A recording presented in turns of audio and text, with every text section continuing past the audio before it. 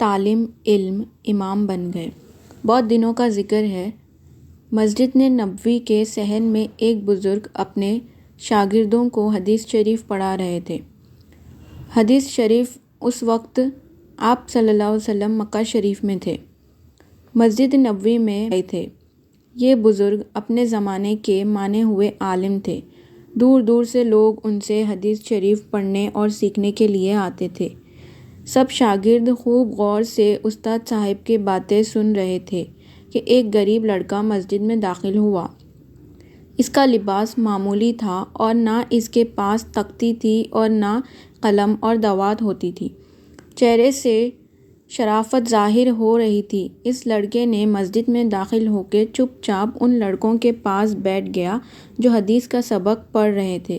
سب طالب علموں کے پاس قلم، دوات اور کاپیاں اور کچھ بڑی بڑی چیزیں تھیں، اور استاد صاحب ساتھ ساتھ لکھاتے جاتے تھے، پڑھاتے تھے۔ وہ آنے والا غریب لڑکا کچھ دیر خاموشی سے استاد صاحب کی باتیں سنتا رہا اور پھر مسجد کے فرش سے ایک تنکا اٹھا کر اس سے اپنے تختی راہ لگا دیا، جیسے اس پر لکھے ہے، ہاتھ کی ہتھیلی پر اس طرح لکھنے ہوں۔ کبھی کبھی وہ اس تنکے کے سرے اپنے منہ میں لگا کے پھر اسے اپنا تھوک لگا کر پھر لکھتا اپنے ہاتھ کی ہتھیلی پر، یوں جیسے قلم کی روشنی سے بھگو کر وہ اپنے ہاتھ پر لکھ رہا ہو۔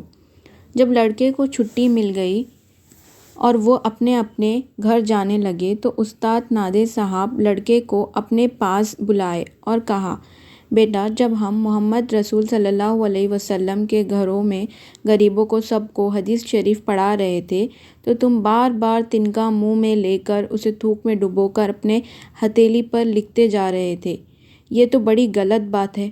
لڑکے نے ادب سے ان کا اس سوال کا جواب دیا، جناب، میں کچھ خدا نہ کرے کہ حدیث کی توہین کر رہا تھا، بلکہ آپ جو کچھ مجھے پڑھا رہے تھے اسے لکھ رہا تھا۔ استاد صاحب اسے، اگر یہ بات ہے تو آؤ اور ہمیں اپنی ہتھیلی دکھاؤ۔ غریب طالب علم بولا، جناب، تھوک تو خشک ہو گیا، ہاتھ پر ہے، میرے پر اب کوئی نشان نہیں ہے، پھر تم نے تھوک اور تنکے سے لکھنے کی کوشش کیوں کی؟ یہ بات تو معمولی عقل والا بھی سمجھ سکتا ہے کہ تھوک بہت جلد سوکھ جاتا ہے۔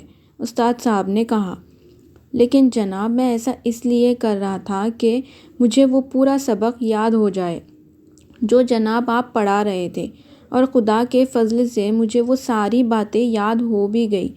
اگر آپ فرمائیں تو کیا میں سناؤں؟ استاد صاحب نے فرمایا، ہاں ٹھیک ہے۔ اس غریب لڑکے نے وہ ساری حدیثیں بالکل ٹھیک طریقے سے سنا دی جو استاد صاحب نے پڑھائی تھی۔ لگا لیا اور کہا، استاد صاحب نے اسے سینے سے لگا لیا اور کہا، پیارے بیٹے، تم روز پڑھنے آیا کرو، ہمیں یقین ہے کہ تم بڑے ہو کر بہت بڑے عالم بنو گے۔ استاد صاحب کی یہ بات بالکل سچ ثابت ہوئی۔ وہ غریب طالب علم بڑا ہو کے امام شافعی کہلایا اور ایسی عزت اور شہرت پائی